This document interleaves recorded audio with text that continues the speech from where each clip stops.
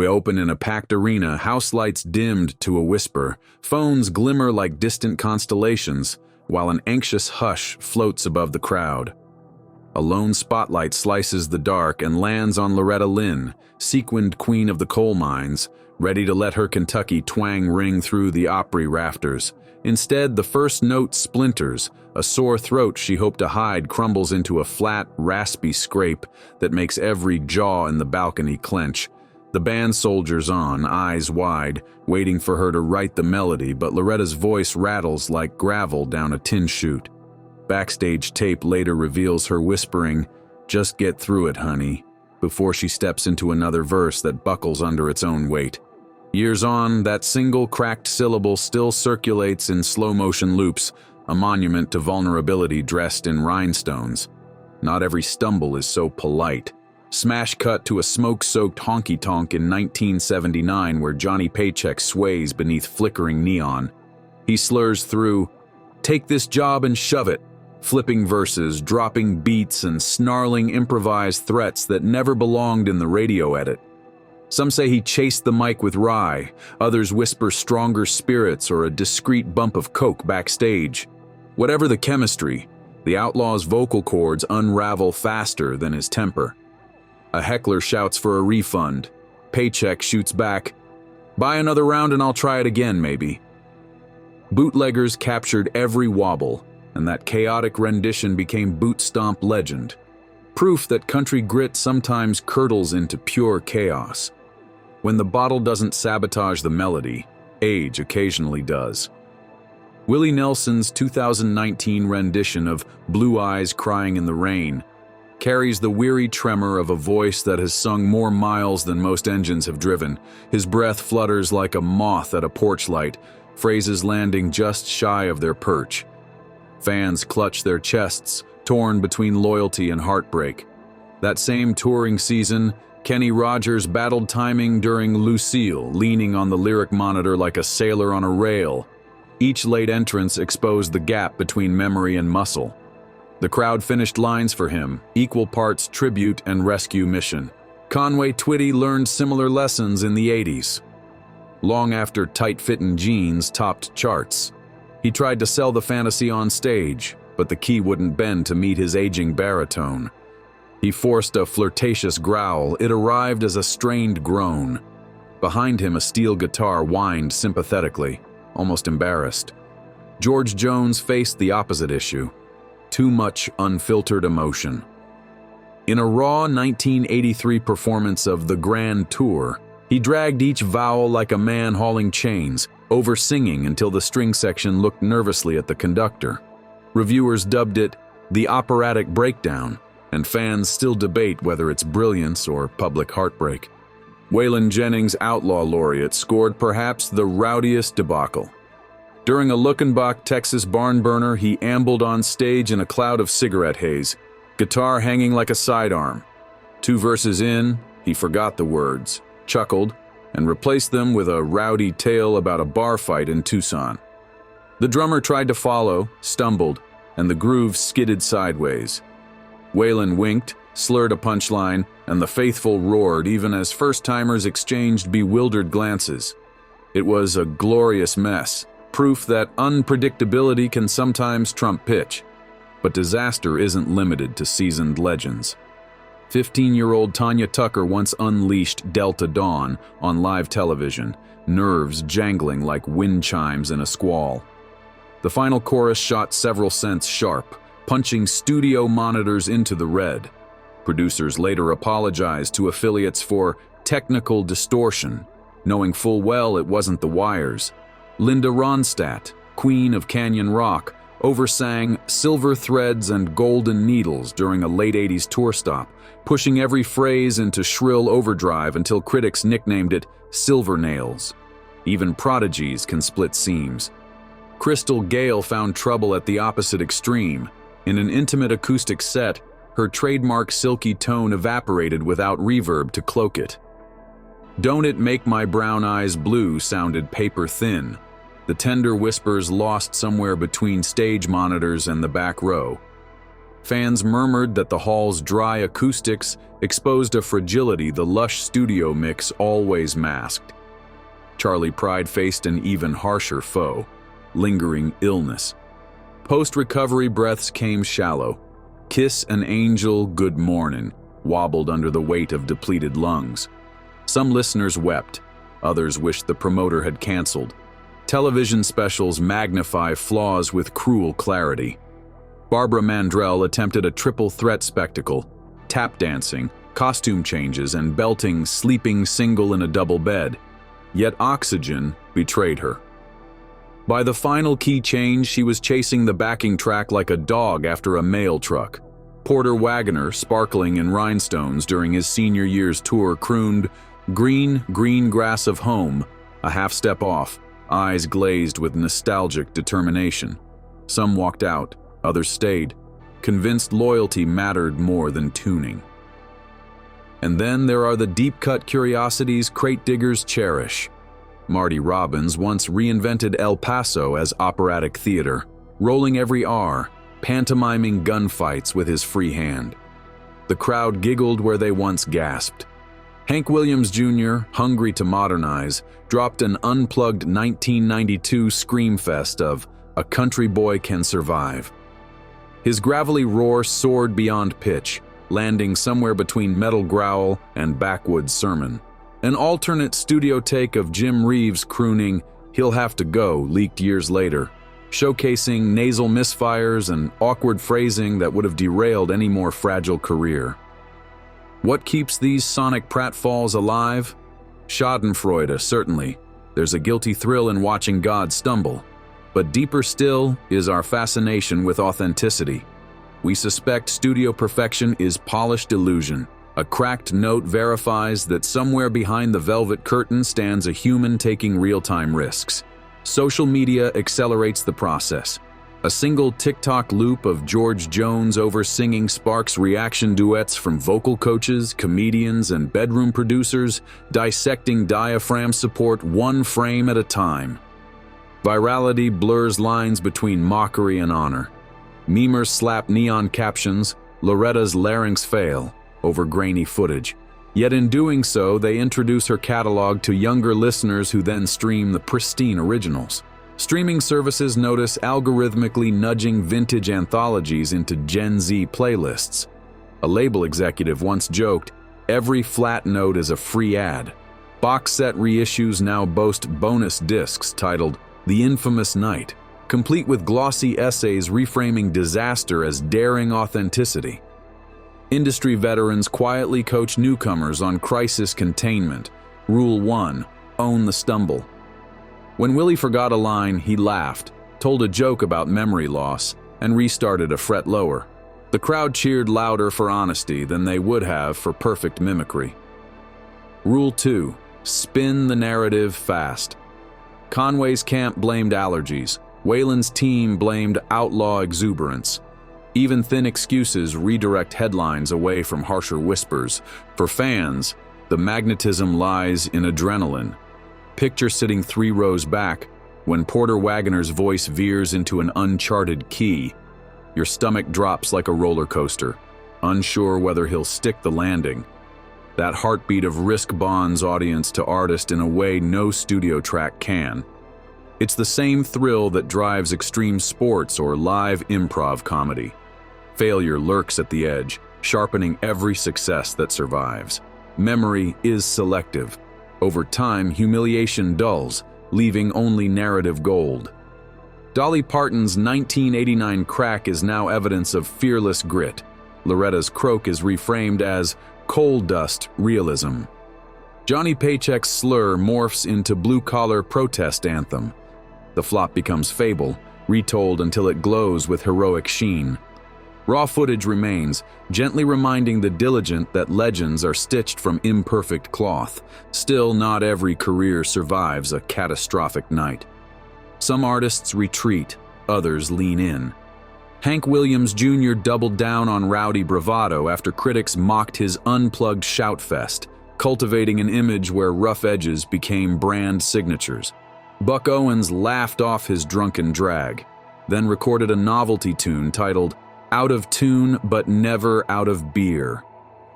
Redemption favors those who acknowledge the bruise before fans can poke it. A fascinating side effect emerges in modern fandom: the analytical cottage industry. YouTube channels post pitch-tracking graphs of Loretta's frequency drop, color-coding every cent of deviation. Podcasts debate whether Kenny Rogers' missed cue stemmed from in-ear failure or simple fatigue. Reddit threads argue if Charlie Pride returned too soon after illness. Rough shows become living textbooks in performance psychology. Meanwhile, technology teases perfection ever closer. Auto-tune hides in festival soundboards, digital delay covers breath gaps, sample triggers replace flubbed notes in real time. Ironically, the more flawless concerts sound, the more fans cherish archival warts. Authenticity now feels like vinyl hiss in a world of pristine silence. When Willie's voice warbles, it reassures listeners that real art still pumps through living lungs, not silicon circuits. All of which circles back to the viewer, the midnight scroller typing worst live country vocals for a dose of cringe. Maybe you start with Tammy's sharp riff, but autoplay spins you into Conway's groan, then George's oversing, and suddenly an hour evaporates.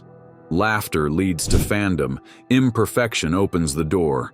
So what lesson hides inside the off-key echo?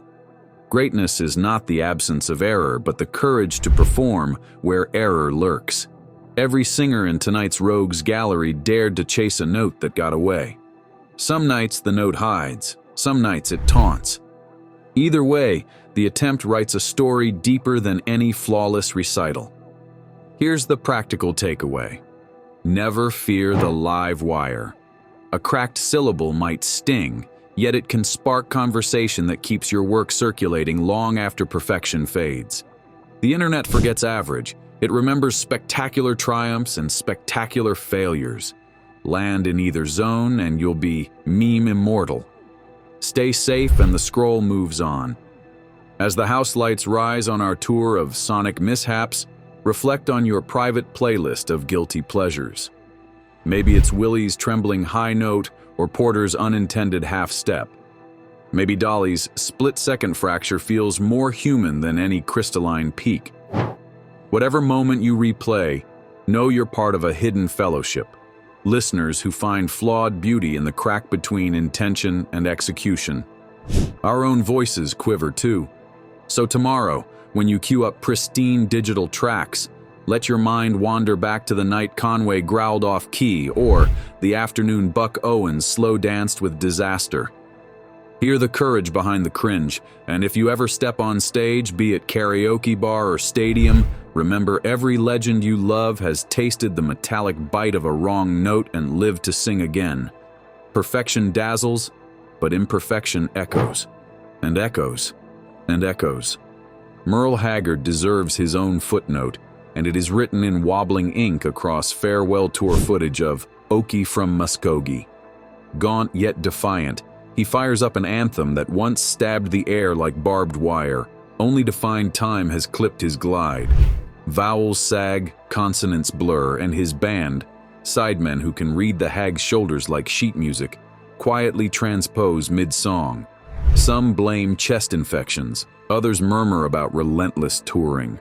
Gossip tabloids toss in prescription rumors, Haggard jokes from the mic, cracking that anyone wanting studio sparkle should go home and spin the vinyl. The crowd erupts, half in pity, half in awe at the defiant wit. Online, reaction videos freeze the exact moment he forgets a lyric and ad-libs a grin. Comment threads argue whether the stumble ruins or redeems the song, and somewhere in between lies the truth. Authenticity sometimes rings off-key. Buck Owens provides a counterpoint, less frail, more fried. In a desert roadhouse, he lumbers into Act Naturally, sweat blooming through rhinestones. Legend claims he polished off half a cooler of long necks and maybe shared a cloud of cannabis with the rhythm guitarist. The tempo drags like wet denim, harmonies scrape like rusted hinges. At the chorus, he shouts, "Key? Who needs a key?" and steamrolls ahead, barreling through pickups, flubbed intros, and audience laughter that toggles between delight and disbelief.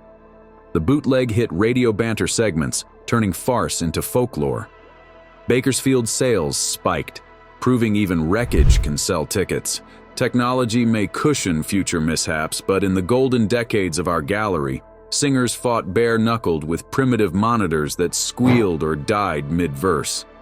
George Jones' catastrophic grand tour parallels hardware failure rumors. Some claim the front wedges shut off, leaving him chasing phantom reverb in a cavernous hall.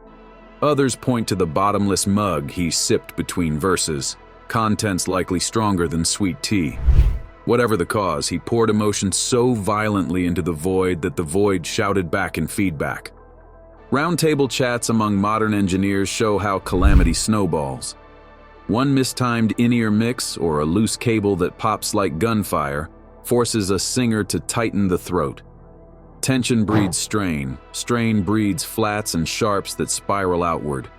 Add adrenaline, maybe a discreet slug of coke-laced soda, and a perfect storm brews faster than any ballad can end.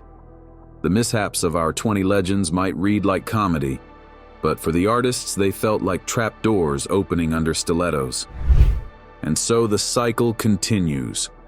Whenever a fresh clip surfaces, Porter Wagoner missing that high G or Tammy Wynette gasping through heartbreak, Twitter explodes, news sites embed the footage, streaming spikes follow, and estates cash royalty checks. Behind the scenes, young singers study these files not to avoid disaster, but to learn how to survive it. All told, the 20 moments we've explored compose an accidental syllabus in stagecraft and humanity. From Loretta's raspy misfire to Buck's boozy slide, from Tanya's teenage shriek to Merle's twilight wobble, from Linda's sharp oversing to Charlie's fragile breath, each illustrates a different vector of vocal peril. Bad monitors, bad weather, bad nerves, bad vices. The reasons vary, but the echo is consistent. A wrong note may bruise pride, yet it rarely breaks the legend. If anything, it seasons the myth. So next time a clip of Conway Twitty's groan scrolls past your feed, don't just laugh and swipe. Listen deeper. Hear the rustle of costume sequins, the buzz of tube amps, the thump of restless boots, the soft gasp of a star realizing the voice in their head isn't matching the one in the air. Within that clash lives real magic, proof that art is not an algorithmic waveform, but a gamble taken before an audience of beating hearts, yours included. Yet maybe the deepest chord of all thrums beneath the spotlight itself. Picture the next county fair, a makeshift stage rattling with summer thunder, and a young hopeful gripping a pawnshop guitar. They have streamed every flawed classic we just relived, memorizing not only the melodies, but the mistakes. They know Hank Jr. cracked, Loretta croaked, and Ronstadt sliced the treble ceiling like shattered crystal, and still those names glow neon across history. That awareness becomes armor. A wrong note tonight might sting, yet it won't exile them from the lineage. It might even tattoo their name into its renegade margin. Nobody forgets the brave mess that proves a performer is alive.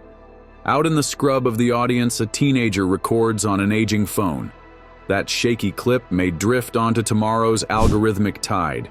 Maybe it garners jeers, maybe empathy, maybe both.